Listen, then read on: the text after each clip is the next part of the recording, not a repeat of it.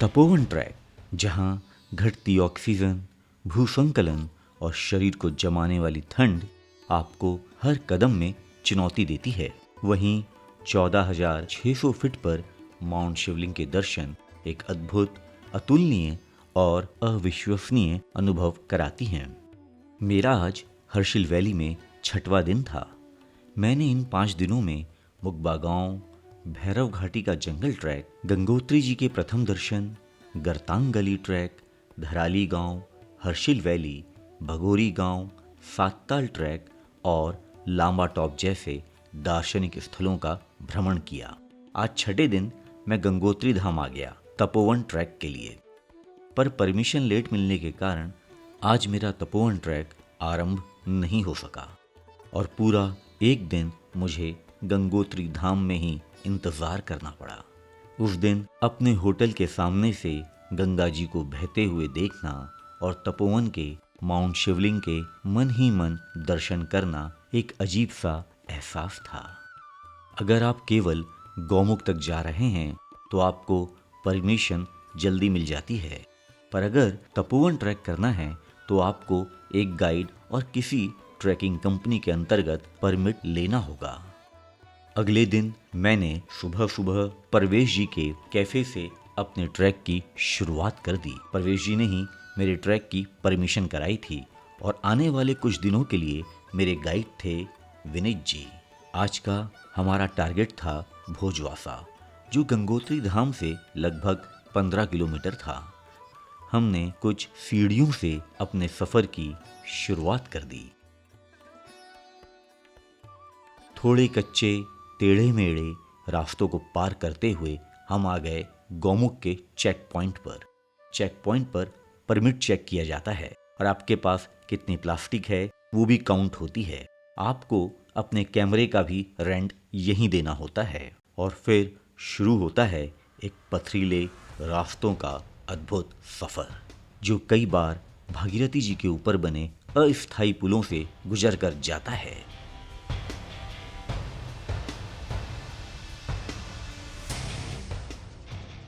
पतली पगडंडियां और नीचे खाई और उसके बाद भागीरथी जी की धारा, सब कुछ रोमांच को 10 गुना कर रहे थे। थोड़ी दूरी पर था देवगाड़, जहां पुराना पुल था, पर लैंडस्लाइड के कारण सब कुछ बह गया था। हर थोड़ी दूरी पर अस्थायी पुल को पार करना आने वाली चुनौतियों के संकेत करा रहे थे।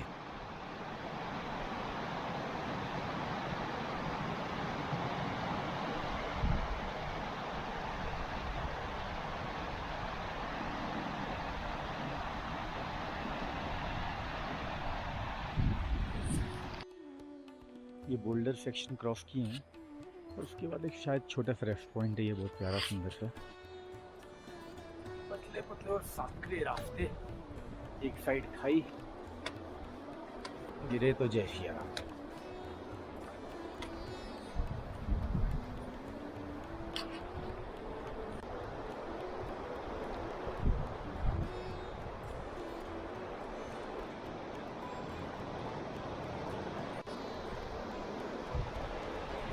धीरे धीरे रास्ते और सकरे होते जा रहे थे और पास में ही खाई देखकर रोमांच और डर का मिला जुला अनुभव हो रहा था।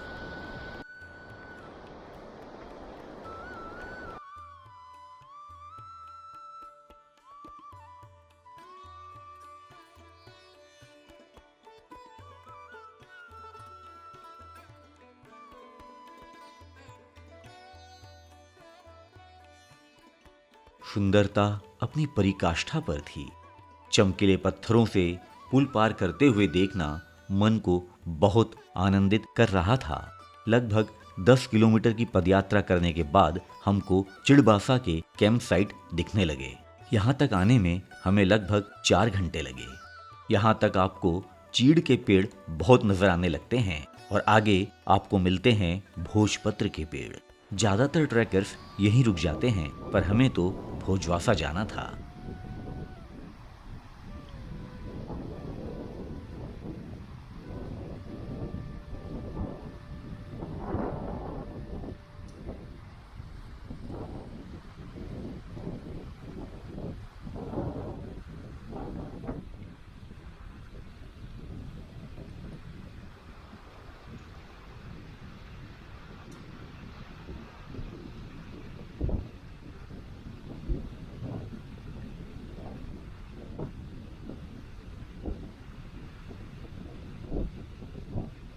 भागीरथी जी की धाराओं पर बने पुल अभी भी अपने अलग अलग स्वरूप में प्रकट हो रहे थे। थोड़ी दूरी पर हमें एक दुर्लभ अनुभव हुआ। हमारे रास्ते से कुछ हिमालयी नीली भेड़ों का झुंड गुजर रहा था। यहाँ इनको भरल कहा जाता है। दूसरी तरफ भी कोई छोटा जानवर था शायद, जिसको सर्च टीम देख रही थी। पर हमें आगे बढ़ना था, क्योंकि रास्ते की सबसे बड़ी चुनौती आने वाली थी, पत्थरों की बारिश। जी सही सुना आपने, यहाँ कुछ स्थानों में लैंडस्लाइड होती रहती है। आपका गाइड यहाँ से आपको बहुत सावधानी से ही ले जाता है।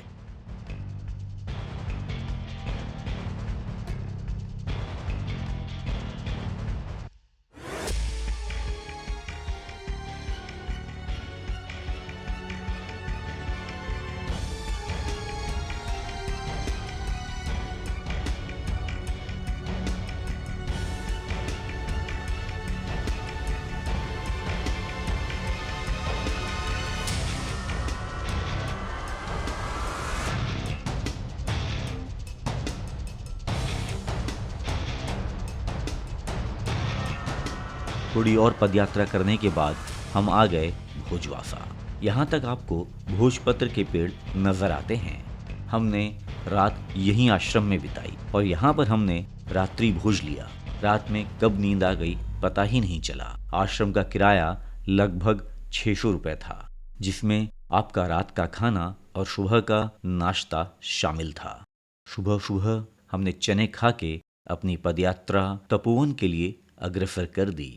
पर अब हमें एक और चुनौती पार करनी थी। भागीरथी नदी को पार करना था। इस बार न पुल था न ट्रॉली अभी चलना शुरू नहीं हुई थी। भागीरथी जी की एक बड़ी धारा को पार करना एक खतरनाक और भयावह अनुभव होने वाला था। पानी एकदम ठंडा, पैर पानी में जाते ही शून्य हो जाते थे, पर जैसे तैसे हमने ये भी पार कर लिया। थोड़ा और चलने के बाद हमें मिले बड़े बड़े पत्थरों का सैलाब, जिसको पार करना भी आसान नहीं था। हमें यहाँ से गौमुख के भी दर्शन हो रहे थे।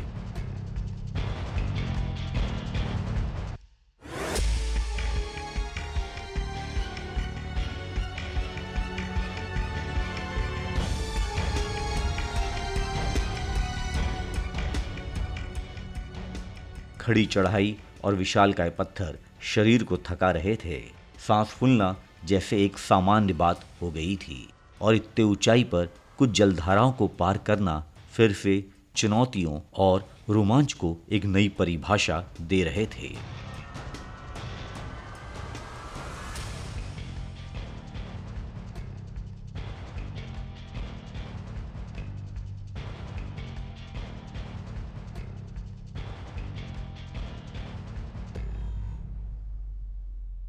हम थोड़ी थोड़ी देर में रुक रुक के ऊंचे बर्फीले पहाड़ों का भी आनंद उठा रहे थे।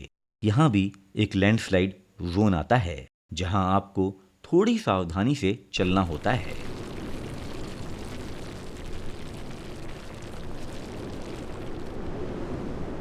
इतनी ऊंचाई पर आपको यहाँ कौवे बहुत करीब से देखने को मिलते हैं। कौवों की ये प्रजाति बहुत ही चमकीली थी और इनकी चोंच पीले रंग की थी। हमने इनके साथ भी बहुत आनंद उठाया। एक कठिन चढ़ाई के बाद हमें दर्शन होने लगे माउंट शिवलिंग के। तपोवन में भी एक जलधारा बहती है, जिसको हम आकाशगंगा के नाम से जानते हैं। इसे आकाशगंगा इसलिए कहा जाता है क्योंकि ऐसा प्रतीत होता है कि यह शिवजी के सिर या माउंट शिवलिंग से निकलती है।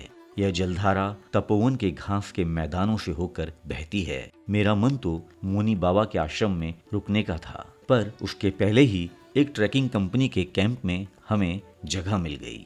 मैं आज पूरे कैंप में अकेला ट्रैकर था। आते ही साथ सबसे पहले भोजन किया। माउंट शिवलिंग के नीचे बैठकर भोजन करना अपने आप में एक दुर्लभ अनुभूति थी।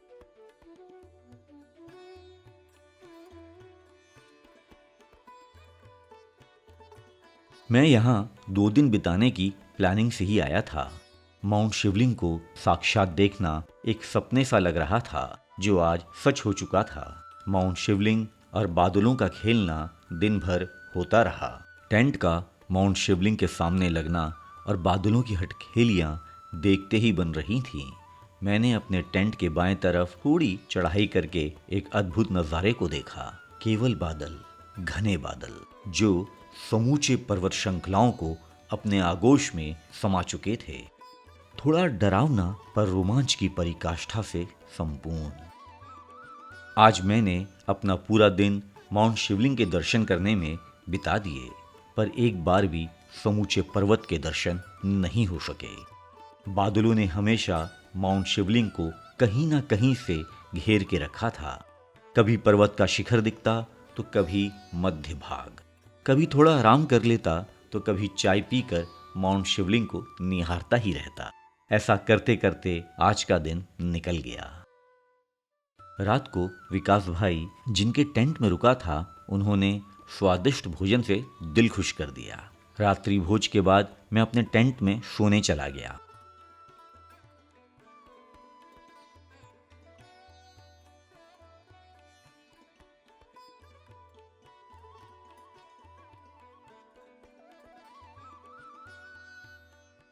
सुबह की शुरुआत एक चाय और माउंट शिवलिंग के परम दर्शन से हुई।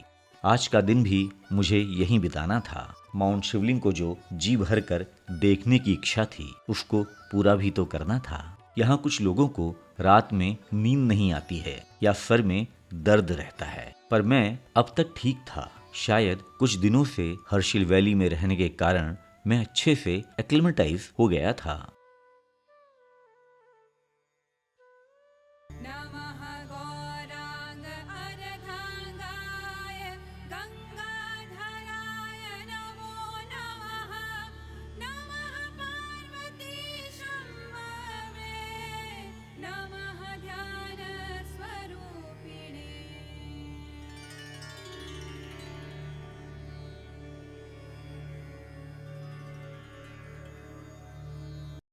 आज बहुत से टेंट लग चुके थे और कल से एक कुटिया दूर दिख रही थी।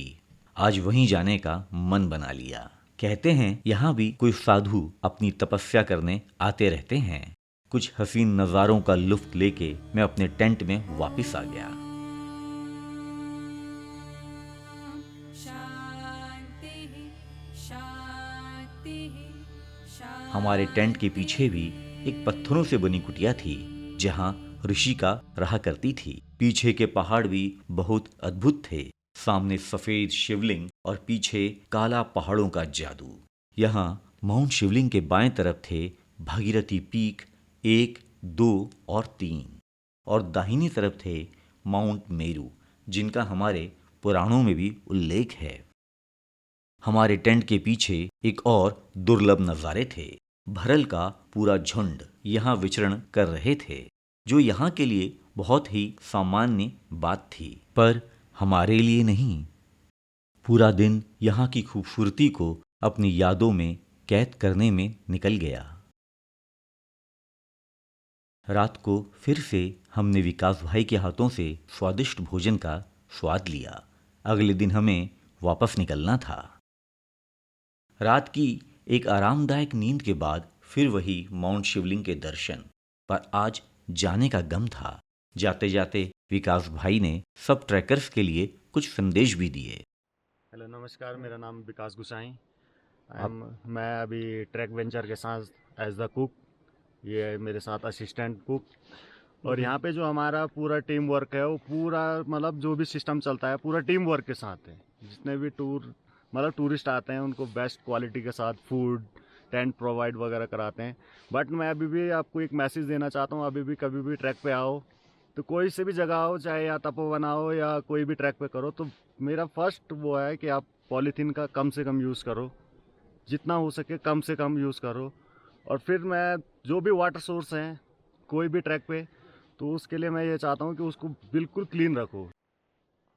यहाँ पे हमारा जो भी कम्युनिकेशन का सिस्टम है, या तो वॉकी टॉकी है या कोई भी पोर्टर्स आता है या किसी भी टूर ऑपरेटर का कोई गाइड आए तो उसके पास मैसेज नीचे पहुँचाते हैं कि अभी यहाँ पे ये प्रॉब्लम है या ये चीज़ चाहिए, ठीक है। और हमारा जो भी अभी वो है मतलब उसके लिए हमने पिट अलग बनाए हैं। वो जो हमारा वेस्ट मटेरियल है जो जैविक है, और अजैविक के लिए हमारा ये प्लास्टिक पॉली बैग लगा हुआ है। जो भी ट्रैकर्स अगर पॉलीथीन का यूज़ करता है तो हमारा उसमें ये है, पूरा रैपर इसमें कलेक्ट होता है और ये हम जाके फॉरेस्ट को नीचे जमा करवाते हैं। Thank you so much. इस महत्वपूर्ण संदेश के बाद हमने माउंट शिवलिंग को प्रणाम कर चल दिए आज के गंतव्य की ओर।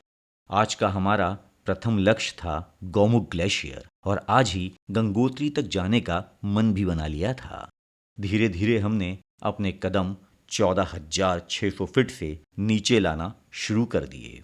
नीचे हमारा स्वागत बड़े बड़े चमकीले पत्थरों ने किया। थोड़ी मुश्किलों के बाद हमें दर्शन हुए उस पावन स्थान के जहां से गंगा जी अवतरित हुई थी, गौमुख। एक ऐसा स्थान जो आस्था, प्रकृति और साहस का अद्भुत संगम है। गौमुख नाम इसलिए पड़ा क्योंकि इस हिमनद का मुख गाय के मुख जैसा दिखाई देता है। यहीं से भागीरथी नदी निकलती है जो आगे चलकर देवप्रयाग में अलकनंदा से मिलकर गंगा जी कहलाती है। गौमुख के भव्य दर्शन और प्रणाम करके हम चल दिए एक नए रोमांच पर।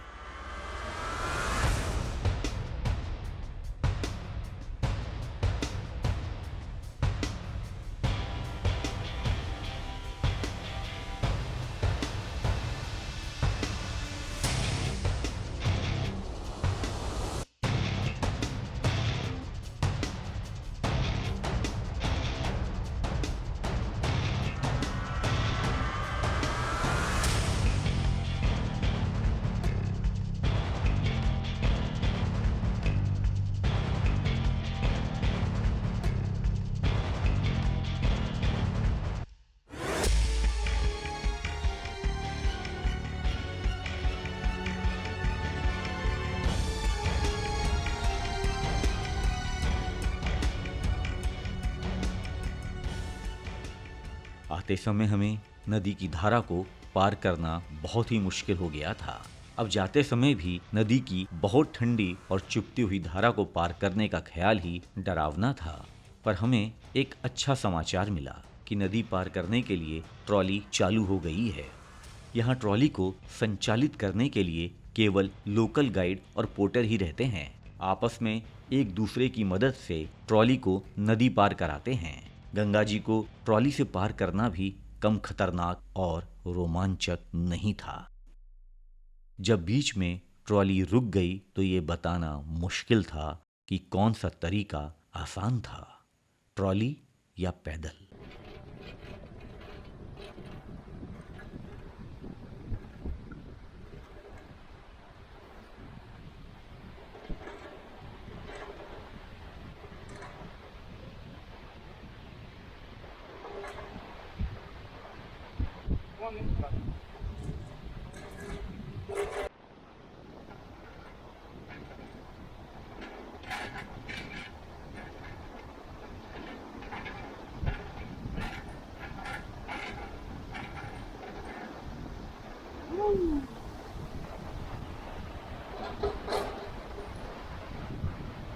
थोड़ी देर में ये रोमांचक सफर भी खत्म हुआ और हम भोजवासा से गंगोत्री धाम के लिए अग्रसर हो गए। अब ये यात्रा धीरे धीरे अपने समापन की ओर थी। मैं जल्दी गंगोत्री धाम पहुंच गया और शाम तक उत्तरकाशी भी। गंगोत्री धाम के प्रथम दर्शन से हर्षिल वैली और तपोवन गौमुख ट्रैक की एक लंबी यात्रा आज समाप्त हुई। आप सबका यहाँ तक मेरे साथ यात्रा करने के लिए बहुत बहुत धन्यवाद। मिलते हैं अगली वीडियो में एक नई रोमांचक यात्रा में। तब तक के लिए अपना ख्याल रखिए। आपका दिन शुभ हो। नमस्कार। जय मां गंगे, जय मां।